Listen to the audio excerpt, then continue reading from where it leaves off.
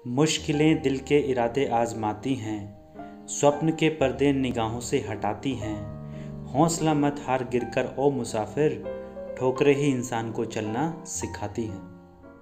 Hello students, welcome back. Students, previous lecture में हमने देखा था कि डिटर्मिनेंट को सॉल्व कैसे करते हैं, उसको एक्सपैंड कैसे किया जाता है, और उसके बेस पे हमने एक्सरसाइज के 4.1 के क्वेश्चंस सारे के सारे देख लिए थे जो कॉन्सेप्ट बेस हैं। अगर उसके अलावा भी आपको कोई प्रॉब्लम हम बच रही है, कोई दिख रही है, कोई कॉन्सेप्ट में क्लैरिटी नहीं है, तो एक बार वीडियो को रिवाइंड करें, देखें। अगर फिर भी क्लियर नहीं होता है तो कमेंट सेक्शन में जाके उसको लिख दें, उसका प्रॉब्लम का सोल्यूशन हम जरूर कराएंगे आपको। ठीक है स्टूडेंट्स, सो आज का लेक्चर जो हम लेकर के आए हैं बहुत ही इंपॉर्टेंट लेक्चर है ये आपके एग्जाम पॉइंट ऑफ व्यू से, क्योंकि यहां से 6 मार्क्स का क्वेश्चन एक डेफिनेट पूछा जाता है जो कि होता है प्रॉपर्टी ऑफ डिटर्मिनेंट पे बेस्ड। ये 5 से 6 प्रॉपर्टीज हैं, बहुत इंपॉर्टेंट हैं, और इनको यूज करने के बाद आपका क्वेश्चन बहुत ही इजी बन जाता है। उसकी कैलकुलेशंस बहुत जगह पे तो बहुत ही आसान हो जाती हैं, और ये एक आपकी माइंड को शार्प करने का भी तरीका है कि ये क्वेश्चन जब आप करते हैं तो इन क्वेश्चन को करने से आपकी माइंड की कैपेबिलिटी भी बढ़ती है, और आप डिफरेंट सिचुएशंस में कैसे कैसे डील करते हैं वो भी आपको आ जाता है। ठीक है स्टूडेंट्स, तो आज का लेक्चर स्टार्ट करते हैं with the properties of determinants. तो देखते हैं क्या क्या प्रॉपर्टीज हैं। तो यहां पर पहली प्रॉपर्टी जो कहती है वो क्या कहती है, the value of the determinant remains unchange, यानी कि जो डिटर्मिनेंट की वैल्यू है वो चेंज नहीं होगी if its rows and columns are interchanged. यानी कि अगर हम रोज और कॉलम को इंटरचेंज कर दें तो वैल्यू ऑफ डिटर्मिनेंट पे कोई फर्क नहीं पड़ने वाला है, ये चीज कह रहे हैं। ठीक है, और स्टूडेंट मोस्ट इंपॉर्टेंटली आपके पास 3x3 का ही डिटर्मिनेंट आएगा जिसमें आपके पास प्रॉपर्टी बेस्ड क्वेश्चंस होंगे, और इसके हायर वाले जो होते हैं यानी कि 4x4 की बात करें या 5x5 की बात करें वो आपके सिलेबस में नहीं है। तो इन्हीं के ऊपर आपको ध्यान देना है और बहुत अच्छे से इनको सीख लेना है। ओके, तो देखो यहां पर ये कह रहा है कि अगर हम रोज और कॉलम को इंटरचेंज कर दें, तो आप याद करो मैट्रिसेस के चैप्टर में हमने पढ़ा था रोज और कॉलम्स को जब इंटरचेंज करते हैं तो उसको हम क्या बोलते हैं, transpose of the matrix, right. तो इसका मतलब क्या होगा कि डिटर्मिनेंट ऑफ ए की वैल्यू जो होगी वो डिटर्मिनेंट ऑफ ए डैश यानी कि ट्रांसपोज के इक्वल होगी। इसको हम ऐसे भी लिख सकते हैं कि डिटर्मिनेंट ए और डिटर्मिनेंट ए डैश दोनों बराबर होने चाहिए। अगर ये प्रॉपर्टी सही है तो इसको हम वेरीफाई कर लेते हैं बाय एन एग्जांपल। ये आपके पास एग्जांपल गिवन है। तो अब देखो स्टूडेंट, यहाँ पे हमने पता है कि हमें जो ओपन करना होता है वहां से ओपन करना होता है कि जहां पर मैक्सिमम नंबर ऑफ जीरोस होती हैं। तो या तो हम इसके अलोंग ओपन कर लें C2 के अलोंग या फिर R2 के अलोंग, दोनों में आंसर सेम आना है क्योंकि हमने देख चुके हैं पहले प्रीवियस लेक्चर में। तो यहाँ पे देखो हम इसके अलोंग अगर ओपन करते हैं R2 के अलोंग, तो आपको पता है यहाँ पे प्लस होता है, यहाँ पे माइनस होता है, यहाँ पे प्लस होता है, तो यहाँ पे होगा माइनस प्लस और माइनस। ठीक है, तो यानी कि माइनस के 6 ये आएगी इसकी वैल्यू, और यहाँ पे देखो 6 ले रहे हैं तो ये छोड़ेंगे और ये छोड़ेंगे तो ये 3 एलिमेंट बचे, तो ये 21 और माइनस के 25, 21 माइनस के 25, 21 माइनस 25, फिर प्लस 0 को तो लेना ही नहीं है क्योंकि 0 तो कोई इंपैक्ट डालने वाली नहीं है। फिर से -4 आ गया, यहाँ पे -4 लेंगे तो ये छोड़ेंगे और ये छोड़ेंगे, तो यहाँ पे बचा 10 और प्लस के 3, 10 और प्लस 3, तो ये इंप्लाइज कितना करेगा यहाँ पे -6 इंटू माइनस के 4, ऐसे लिख लेते हैं इसको, और ये -4 इंटू 13, इसकी वैल्यू कितनी आएगी, तो यहां पे वैल्यू आएगी इसकी 24 माइनस 52, और जो फाइनल वैल्यू आएगी वो कितनी आएगी 8, और यहां बचे 2, तो माइनस के 28, यानी कि हम कह सकते हैं डेल्टा की वैल्यू यहां से माइनस के 28 आई है। ठीक है, कोई दिक्कत तो नहीं है। अब बात करते हैं हम यहाँ पे कि जब हमने इसका ट्रांसपोज निकाल लिया, यानी कि रोज को कॉलम में चेंज कर लिया, देख लो, और कॉलम को रोज में चेंज हो गए हैं। ठीक है, तो अब यहां से निकालते हैं, फिर से हम ये ले लेते हैं R2 क्योंकि इसमें 0 आ रही है फिर से, तो यहाँ पे कितना आएगा देखो भाई, -3 इंटू ये दिया है तो ये छोड़ेंगे, मतलब ये छोड़ देंगे और ये वाला कॉलम छोड़ देंगे, तो माइनस के 42, 7 इंटू 6 और माइनस के 4, ठीक है, दिस माइनस दिस, ठीक। नाउ 0 छोड़ देंगे, फिर माइनस के 5 आएगा, तो माइनस के 5 में क्या आएगा, ये छोड़ा तो 8 माइनस 30, 8 माइनस के 30, देखो माइनस यहाँ पे आएगा, 8 ये आ गया और माइनस का 30 आ गया, कितना आएगा भाई, -3 इंटू यहाँ पे कितना है, माइनस के 46 और यहाँ पे कितना आ गया, माइनस के 5 और यहाँ पे आ गया भाई माइनस के 22, ठीक है। अब देखो क्या होता है, यहाँ पे आ जाएगा प्लस का कितना, 3 × 18 8 का 1, 3 × 12 13 138 और माइनस से कितना आएगा, माइनस नहीं, ये प्लस आ रहा है, सॉरी ये आएगा प्लस का और ये कितना आएगा, यहां पर भी 110 दस और दस, ठीक है। तो ये प्लस का रहा और ये माइनस का रहा है, -5 देखो एक बार जरा दोबारा से यहाँ पे, तो 8 और माइनस के 30 बिल्कुल ठीक आ रहा है, यहाँ पे देखिए -3, तो ये और ये, तो 7 42 और -4 46, तो ये हो गया भाई प्लस और ये भी हो गया प्लस, तो यहाँ पे कितना आ गया भाई, ये तो याद आएगा यहाँ पे, हाँ काटने लगे। देखो स्टूडेंट यहाँ पे देखते हैं हम सेकंड वाले में, जब हमने क्या किया, ट्रांसपोज निकाल रहे हैं बेसिकली, और ट्रांसपोज में क्या करते हैं हम, रोज को कॉलम में, कॉलम को रोज में, देखो ये वाली रोज ये कॉलम में चेंज होगी, ये वाली रो कॉलम में, ये वाला रो कॉलम में, ठीक है। तो इसमें भी हम स्केल ओपन कर लेते हैं, तो जैसे हम देखा माइनस साइन आएगा तो माइनस माइनस प्लस, यानी कि हो जाएगा प्लस का 3 इंटू, यहाँ पे देखो इसको छोड़ा तो 7 × 42 माइनस के 42 और माइनस के 4, ठीक है। फिर ये 0 से कोई फर्क नहीं पड़ने वाला, सो माइनस का फिर 5 आएगा ये, और माइनस के 5 से ये छोड़ेंगे और ये छोड़ेंगे, तो ये आएगा 8 और माइनस के 30, 8 माइनस के 30, तो कितना आया देखो यहाँ पे 3 इंटू माइनस के 46 और माइनस के 5 इंटू माइनस के 22, तो ये जब मल्टीप्लाई करोगे कितना आएगा भाई, ये माइनस का 138 और प्लस का ये कितना आएगा 110, तो यहां से कितना आ गया, माइनस के 28, ठीक है। देखो ये वाली वैल्यू और ये वाली वैल्यू बिल्कुल सेम है, तो यहां से हम कह सकते हैं कि डेल्टा इज इक्वल्स टू क्या आ गया, डेल्टा 1, और डेल्टा 1 था क्या, वो ट्रांसपोजिट होता है इसका, ए का ट्रांसपोजिट है ये, तो जब दोनों वैल्यू इक्वल आ गई तो यानी कि ये प्रॉपर्टी वेरीफाई हो गई है। तो अगर आप किसी भी क्वेश्चन में, किसी भी पार्ट में कभी आपको ये प्रॉपर्टी यूज करनी पड़े, तो आप ध्यान रखना कि रोज को कॉलम में और कॉलम को रोज में चेंज करने के बाद डिटर्मिनेंट की वैल्यू पे कोई भी फर्क नहीं पड़ेगा, ठीक है। नेक्स्ट प्रॉपर्टी देखते हैं।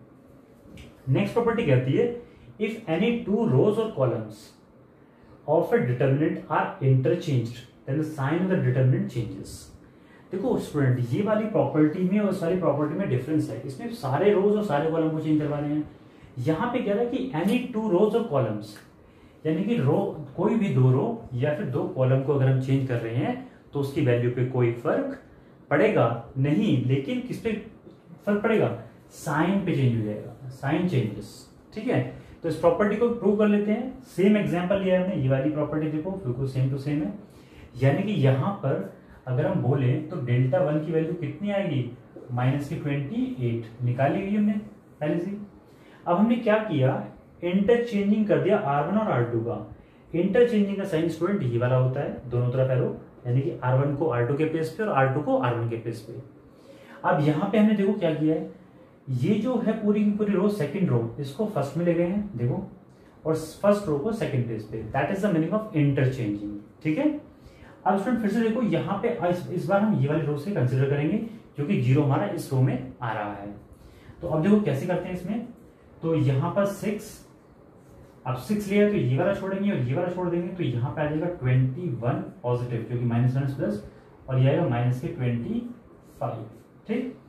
अब ये 0 है तो प्लस माइनस प्लस, तो प्लस के 4, और प्लस के 4 आने के बाद आप देखो इसको छोड़ेंगे तो ये आ गया 10 और प्लस 3, 10 और प्लस 3, ठीक है स्टूडेंट। अब यहाँ पे देखो ये कितना हो गया 6 इंटू माइनस के 4 और plus 4 into 13 that is minus के 24 और प्लस के 52। तो देखो कितना आ गया प्लस कितना 8 और 2। आप देख रहे हो यहाँ पे डेल्टा 1 की वैल्यू कितनी आई है प्लस का 28। तो यानी कि जो डेल्टा है डेल्टा की वैल्यू वो कितनी आई है माइनस के डेल्टा 1 के इक्वल आई है। यानी कि हम देख पा रहे हैं यहाँ पे sign of the value delta 1 की सॉरी यहाँ पे डेल्टा था डेल्टा की वैल्यू -28 थी और यहाँ पे कितनी वैल्यू होगी +28 यानी कि साइन चेंज हो गया ना। तो ऐसे ही किसी भी दो रोज या दो कॉलम को हम चेंज करेंगे इंटरचेंज करेंगे तो हमारी value of the determinant get multiplied by the negative sign, ऐसा भी हम बोल सकते हैं इसमें। ठीक है, तो स्टूडेंट आगे मूव करते हैं नेक्स्ट प्रॉपर्टी पे। देखो student next property number 3, if any two rows और columns of a determinant are identical का मतलब होता है सेम, यानी corresponding elements are same, exactly same, then the value of the determinant is 0। ठीक है, यानी कि अगर किसी भी डिटर्मिनेंट के अंदर दो रोज या दो कॉलम कहीं भी आइडेंटिकल हो गए, यानी कि उनके एलिमेंट बिल्कुल सेम टू सेम हो गए, तो उस डिटर्मिनेंट की वैल्यू आप बिना सोचे समझे 0 रख सकते हैं। ठीक है, कैसे होता है देखते हैं। यहाँ पे ये वाला क्वेश्चन एग्जाम्पल लिया हमने। इस एग्जाम्पल में इसको किसी भी तरीके से ओपन कर लो क्योंकि 0 तो इसमें है नहीं, तो हम इस R1 के लोग में ओपन कर लेते हैं। तो 3 इंटू इसको छोड़ेंगे और इसको छोड़ेंगे तो कितना बचेगा, ये 6 माइनस के 6। ठीक है, नेक्स्ट आएगा माइनस में 2, सो ये छोड़ दिया आपने और ये छोड़ दिया तो ये आ गया 6 और ये 3 माइनस के 9, फिर प्लस का 3 आएगा ये, और यहाँ पे इसको छोड़ेंगे और इसको छोड़ेंगे तो ये बचे हमारे पास 4 एलिमेंट, तो 4 माइनस के 6। ठीक है, अब यहाँ पे देखो बच्चों 6 माइनस 6 0 इंटू 3 0 माइनस 2 और यहाँ पे कितना आ गया माइनस के 3, तो माइनस के 3 इंटू माइनस के 2 यानी कि प्लस के 6, यहाँ पे 3 और यहाँ माइनस का 2 तो कितना गया माइनस के 6, तो ये इससे कैंसिल आउट हुआ। यहाँ पे कितना आ गया 0। जो हमने बोला था आपको कि किसी भी डिटर्मिनेंट के अंदर दो आइडेंटिकल रोज या कॉलम्स होते हैं वो उनकी वैल्यू कितनी होती है 0। देखो यहाँ पे ये वाली रो देखो, यानी कि ये R1 है और ये R3 है, ये दोनों क्या है आइडेंटिकल है, बिल्कुल है, इसीलिए इसकी वैल्यू कितनी आ रही है 0 आ रही है। ठीक है स्टूडेंट, प्रॉपर्टी नंबर 3 क्लियर हो गया। प्रॉपर्टी नंबर 4 पे चलते हैं। देखो स्टूडेंट यहाँ पे प्रॉपर्टी नंबर 4 की बात करेंगे हम। प्रॉपर्टी नंबर 4 क्या कहती है, इफ ईच एलिमेंट ऑफ ए रो और column of a determinant is multiplied by a constant k then its value gets multiplied by k। यानी कि अगर हिंदी में बात करें इसकी, तो अगर किसी डिटर्मिनेंट कि किसी रो या कॉलम को हम किसी कांस्टेंट से k या कोई वैल्यू 1 2 3 4 एनीथिंग एल्स से मल्टीप्लाई कर दें, तो ये कहते हैं कि उस डिटर्मिनेंट की कंप्लीट वैल्यू भी क्या हो जाएगी, उसी कांस्टेंट k से मल्टीप्लाई हो जाएगी। ठीक है, इसको हम थोड़ा सा प्रूव करके देख लेते हैं कि ये सही बात भी है नहीं है। तो सबसे पहले हमने एग्जांपल लिया है स्टूडेंट, ये वाला एक डिटर्मिनेंट है, इसकी वैल्यू निकाल लेते हैं, देखते हैं कैसे इसकी वैल्यू आती है। तो लेट्स से इसकी वैल्यू डेल्टा है, तो इसकी वैल्यू कितनी होगी, किसी भी रो या कॉलम के लोग इसको ओपन कर लेते हैं, इस रो के लोग कर लेते हैं। सो 1 इंटू यहाँ पे इसको तो 20 माइनस 12। ठीक है, माइनस के 2 आएगा यहाँ पे, तो 2 में ये छोड़ा हमने, इसको छोड़ा तो ये आ गया 16 माइनस 18, 16 माइनस 18 है ना, 4 4 16 माइनस 18। फिर प्लस 3 आएगा यहाँ पे, तो कितनी वैल्यू आएगी, इसको छोड़ा तो ये आ गया 8 माइनस के 15। ठीक है, थोड़ा सॉल्व कर लेते हैं इसको हम, तो ये वैल्यू आएगी आपकी बेसिकली माइनस का 8 यहां से आएगा, और ये आएगी माइनस के 2, माइनस के 2 इंटू माइनस के 2 यानी प्लस के 4, और यहाँ पे कितनी आई माइनस के 7, देखो माइनस के 7 आई है ना, माइनस के 7, माइनस 7 इंटू 3 माइनस के 21। तो यहां से हम कह सकते हैं कि डेल्टा की जो वैल्यू है वो कितनी आई है भाई, देखो यहां से -4 यानी कि माइनस के 25, ये वैल्यू आ गई डेल्टा की जो हमें गिवन है। अब हमने क्या किया सिंपली इसमें कि R1 को हमने क्या किया, मान लो ट्वाइस ऑफ R1 कर दिया हमने, ठीक है, यानी 2 से इसको मल्टीप्लाई कर दिया, तो हमारे पास मान लो ये बचा डेल्टा 1।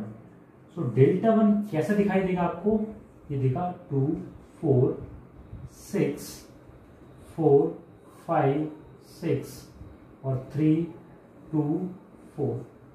देखो स्टूडेंट अब क्या होगा इसमें, यहां पे जब इसको हम सॉल्व कर रहे होंगे तो हम देख रहे हैं यहाँ पे 2 4 6 इसी के लोग ओपन करेंगे, तो जहां जहां ये वैल्यूज है वहीं वहीं चेंज आएगा सिर्फ, तो यानी कि पहले में 2 आएगा और 2 इंटू कितना जाएगा माइनस का 8, क्योंकि बाकी में तो कोई चेंज हुआ नहीं है, तो माइनस का 8, फिर माइनस के 4, और यहां पे कितना आ जाएगा भाई माइनस का 2, और ये देगा प्लस 3 इंटू ये कितना आएगा माइनस का 7, ये 3 नहीं 6 आएगा ये, ठीक है। तो यहां पे कितना आ गया माइनस का 16, माइनस का 16 हो गया, प्लस का 8, और ये हो गया आपका माइनस के 42, ठीक है।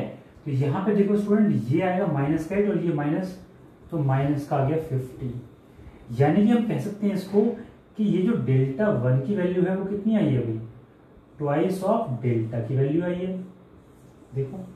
और यहाँ पे k की वैल्यू कितनी थी इस क्वेश्चन में, अगर इस पर्टिकुलर क्वेश्चन देखें तो हमने k था ये वाला k, यानी k को हमने R1 से मल्टीप्लाई किया था।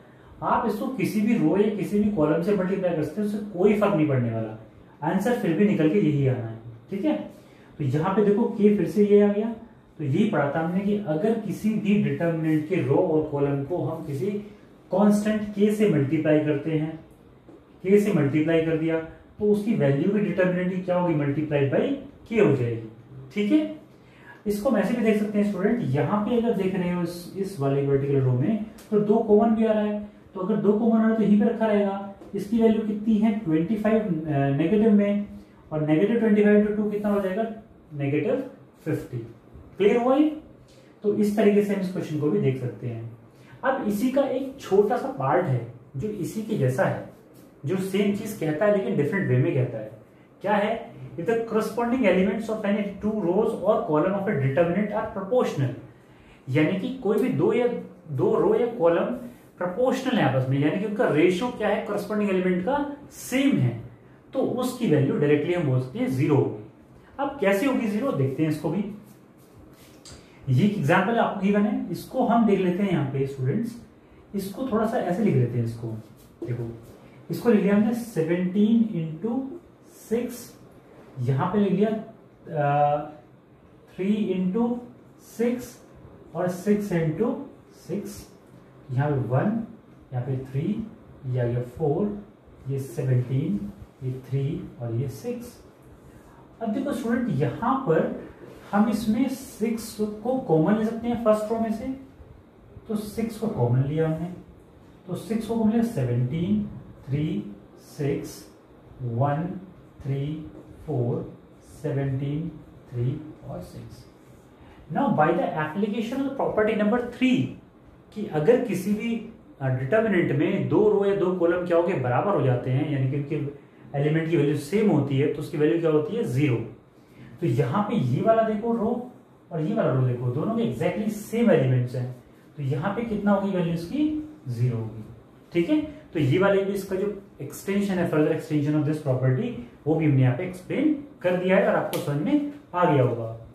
अब देखो स्टूडेंट, प्रोपोर्शनल की बात जो की थी यहाँ पे कि वो सेम रेशियो में होने चाहिए, तो अगर इन दोनों का रेशियो देखोगे तो कितना आएगा भाई 17 इंटू 6 अपॉन 17, तो 6:1 आया।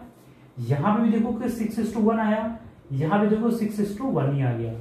तो यानी कि कहने का मतलब ये है कि सिंपल उनका रेशियो क्या होना चाहिए, या तो रेशियो सेम हो या उनको बोले प्रोपोर्शनल हो। ठीक है स्टूडेंट, अब बात करते हैं इसके आगे नेक्स्ट प्रॉपर्टी की। देखो student, property number 5, if sum or all elements of a row or column of a determinant are expressed as a sum of two or more terms, then the determinant can be expressed as a sum of two or more determinants। बहुत ही simple सी property है कि अगर हम किसी भी determinant में किसी रो या कॉलम के एलिमेंट को हम दिखा रहे हैं as a sum of two और मोर एलिमेंट्स, अगर ऐसे दिखा रहे हैं हम, तो हम उस चीज को अलग अलग डिटरमिनेंट्स में शो कर सकते हैं। जितने एलिमेंट्स का सम दिखाया गया है उतने ही डिटरमिनेंट्स के अंदर उसको हम एक्सप्रेस कर सकते हैं। दो में दिखाया तो दो डिटरमिनेंट अलग बना सकते हैं, एक में दिखाया तो एक तो होता ही है, अगर तीन में दिखाया है तो तीन में एक्सप्रेस कर सकते हैं। देखो स्टूडेंट, ये वाली प्रॉपर्टी को हमने आपको समझा दिया क्या प्रॉपर्टी कहती है। अब इसको एग्जाम्पल के थ्रू डिटेल में समझते हैं कैसे होता है। ये कह रहा है शो करो इसकी वैल्यू 0 है, या हम बोले इवेल्युएट करने इसकी वैल्यू कितनी है। ठीक है, दोनों ही बात एक है। अब ध्यान से देखना, यहां पे जो रो नंबर 2 है उसमें एलिमेंट्स को क्या दिखाया है, सम ऑफ टू एलिमेंट्स, यहां पे भी टू एलिमेंट्स, यहां पे भी टू एलिमेंट्स, यहां पे भी टू एलिमेंट्स। ठीक है, ऐसे ही चीज को, इसी डिटरमिनेंट को हम दो पार्ट में ब्रेक करेंगे, यही हमारी प्रॉपर्टी कहती है। देखो कैसे करते हैं इसको। तो हमारे पास जो LHS साइड है वो क्या है, वो हमारे पास है A B C A plus 2x B plus 2y C plus 2z x y and z, ये है हमारे पास में। ठीक है स्टूडेंट, अब देखो जो पहले एलिमेंट है उन सबको एक डिटरमिनेंट में लिख लेते हैं। तो पहले एलिमेंट का मतलब कहने का ये सारे एलिमेंट यानी कि A और X, B B और Y, C एंड Z। जब भी ऐसे क्वेश्चंस आपके पास आएंगे इस प्रॉपर्टी बेस्ड, तो आपके पास सभी के साइन सेम होने चाहिए। तो यहां पे प्लस लगाएंगे, सबके साथ प्लस है। अब जो जो एलिमेंट प्रेजेंट थे वो सारे लगाने हैं हमको, यानी कि A B C, यहां पे आ गया 2x 2y 2z और x y and z। So by the property number 3 इसकी वैल्यू कितनी हो जाएगी स्टूडेंट, क्योंकि देखो यहां पे दो रोज, ये वाली और ये वाली दोनों एग्जैक्टली सेम है, और प्रॉपर्टी नंबर 3 कहती है हमारी कि अगर दो आइडेंटिकल रोज या कॉलम्स होते हैं तो उसकी वैल्यू कितनी होती है, 0। तो इसकी वैल्यू तो होगी 0। ठीक है, अब यहां से इस रो 2 में से हम क्या निकाल लेते हैं, 2 को कॉमन निकाल लेते हैं, तो प्लस ट्वाइस, तो ये क्या बनेगा A B C X Y Z X Y and Z। तो देखो यहां पे अब इस केस में ये वाली रो और ये वाली रो दोनों की वैल्यू क्या होगी, सेम होगी, आइडेंटिकल हो गई दोनों। तो इसकी वैल्यू कितनी होगी, 0। तो ये होगी 2 into 0 that is equals to 0। तो यहां पे इज इक्वल्स टू किसके इक्वल आ गई, RHS के इक्वल। तो ये क्या होगा हमारे, हेंस प्रूव्ड हो गया। तो स्टूडेंट देखिए आपने ये वाली प्रॉपर्टी बहुत ही अच्छी प्रॉपर्टी है, बहुत जगह पे काम देगी आपको जब आप क्वेश्चंस करेंगे। और ये प्रॉपर्टी जितनी भी हम करा रहे हैं बहुत ही ज्यादा यूज में आने वाली है आपके, और आपके बड़े बड़े क्वेश्चंस को बहुत अच्छे से, बहुत इजीली और बहुत ही आसान तरीके से सॉल्व करने में हेल्प करने वाली है। ठीक है स्टूडेंट, सो मूव करते हैं नेक्स्ट प्रॉपर्टी। देखो स्टूडेंट, ये प्रॉपर्टी नंबर 6 आपकी है। प्रॉपर्टी नंबर 6 क्या कहती है, if two each element of any row और column of a determinant the equimultiples of corresponding elements of other row or column are added, then the value of the determinant remain the same। Student थोड़ी सी complicated सी ये language है, लेकिन इसको हम easily कैसे समझना है वो यहाँ पे देख लीजिए आप। ये कह रहा है कि किसी भी रो में अगर किसी दूसरी रो के करस्पॉन्डिंग एलिमेंट्स में कुछ मल्टीप्लाई किया हमने और उसको ऐड कर दिया उस पहले वाली रो में, तो हमारे जो डिटर्मिनेंट की वैल्यू है उस पर कोई भी चेंज नहीं आएगा। ठीक है, इतनी बात समझ में आती है। अब देखिए, तो हमने एक एग्जांपल लिया, इसके थ्रू आपको बिल्कुल क्लियर हो जाएगा कि उसमें कैसे कैसे हम चीजों को देख रहे हैं। लिखा है prove that this a plus b और सब कुछ दिख रहा है आपको लिखा हुआ is equal to a q. Student, इस क्वेश्चन को हम दो तरीके से डील कर सकते हैं। अगर हम यहां पे बोलते इवेल्युएट दिस, इस ये नहीं होता है यहाँ पे ये वाला पार्ट, तो अगर इवेल्युएट का मतलब होता है तो वैल्यू निकालनी थी बाय अप्लाइंग दिस प्रॉपर्टी। ठीक है, लेकिन अगर इसकी वैल्यू इन्होंने दे दी है, यानी कि जब हम इसकी वैल्यू सॉल्व करेंगे तो इसकी वैल्यू कितनी आनी चाहिए, ए क्यूब के बराबर आनी चाहिए। तो ये हमें कैसे करना है, इसको लेकर के और सॉल्व कर देना है इस क्वेश्चन को। देखिए कैसे, यानी कि हम एलएचएस लेते हैं यहां पे, तो एलएचएस में है हमारे पास ए प्लस बी, ए प्लस बी प्लस सी, यहां पे है 2a, ये है 3a प्लस 2b, यहां पे आया 4a plus 3b plus c 2c। फिर यहां पे देखो आप 3a, ये आया 6a प्लस 3b और ये आया 10a plus 6b plus 3c। ये स्टूडेंट आपके पास जो गिवन लेफ्ट हैंड साइड है वो है। अब इसमें हम क्या प्रॉपर्टी अप्लाई करेंगे कि ये हमारी जो वैल्यू है इसकी ए क्यूब के इक्वल आ जाए।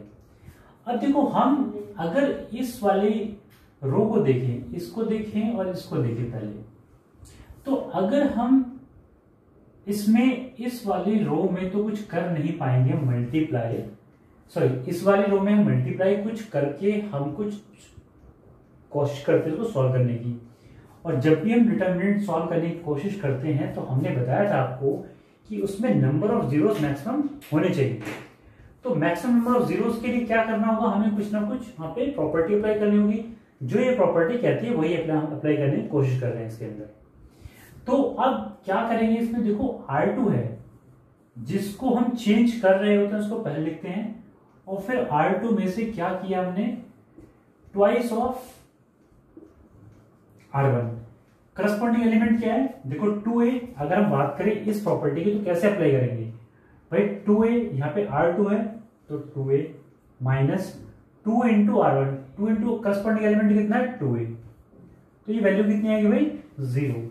ठीक है, तो ऐसे ही हमें वैल्यूज को 0 बनाना है। और अगर हम किसी भी रो में मैक्सिमम नंबर ऑफ जीरोस अगर 3/3 का है तो 2 बना सकते हैं, और अगर 2 जीरोस हमारे पास बन जाती हैं तो हम उसको इजीली एक्सपेंड कर सकते हैं।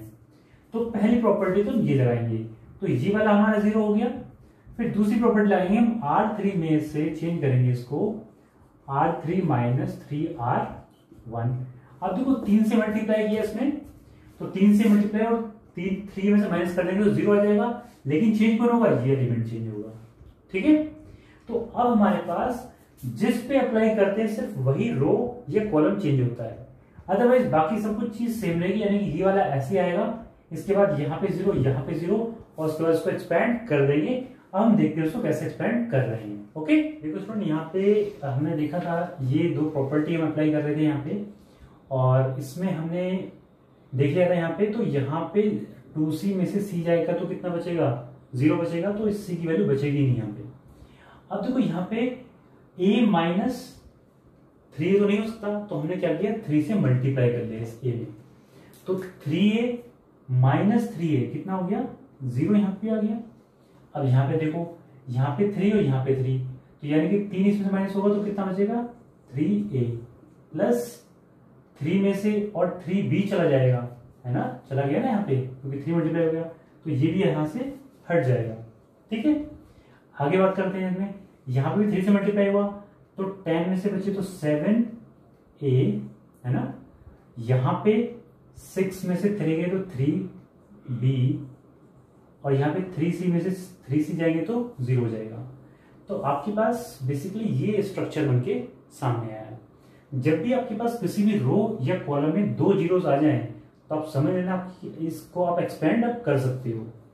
तो एक्सपेंड करने के लिए हमने इस कॉलम को चूज किया। तो यहाँ पे क्या है a इंटू इसके इधर से छोड़ेंगे इधर से छोड़ेंगे, यानी ये छोड़ दिया और ये छोड़ दिया, तो ये बचे हमारे पास। तो ये कितना आ गया देखो 7a² है ना, और प्लस 3ab। ठीक है, ये आया इसका मल्टीप्लीकेशन। माइनस में इसको इससे करेंगे तो कितना आएगा भाई, ये 6a² और प्लस 3ab। ठीक है, अब इसको हम सॉल्व कर लेते हैं थोड़ा सा। तो ये आ गया a 7a² plus 3ab, bracket open करेंगे 6a² माइनस 3ab। यहां से ये कैंसिल आउट हुआ, यहां से कितना बचा a और ये कितना आ गया a क्यूब के इक्वल, और यही हमारी क्या थी RHS। ठीक है, यानी कि ये प्रूव हो गया, ये प्रॉपर्टी भी हमारी बिल्कुल सही से प्रूव हो गई है ना स्टूडेंट। और ये जिन बच्चों को इसकी क्लैरिटी बहुत ज्यादा नहीं आई है तो बिल्कुल भी टेंशन ना ले, क्योंकि हम बहुत सारे इस पे एग्जाम्पल्स और क्वेश्चंस करवाने वाले हैं। बहुत ही इंपॉर्टेंट टॉपिक है स्टूडेंट्स ये, जो कि आपके एग्जाम में 100% आना ही आना है। ठीक है, तो नेक्स्ट लेक्चर में हम डिस्कस करेंगे आगे के पार्ट के क्वेश्चंस, एग्जाम्पल जो बचे हैं वो दोनों सॉल्व करेंगे, और उसके बाद जो एक्सरसाइज क्वेश्चंस हैं उनको भी हम टच करने की कोशिश करेंगे। जो भी प्रॉब्लम्स हैं आप कमेंट सेक्शन में जरूर लिखिए, उनको हम देख करके जरूर आपकी प्रॉब्लम का सॉल्यूशंस देते रहेंगे। तो स्टूडेंट मिलते हैं आपसे नेक्स्ट लेक्चर में। Till then take care and bye bye.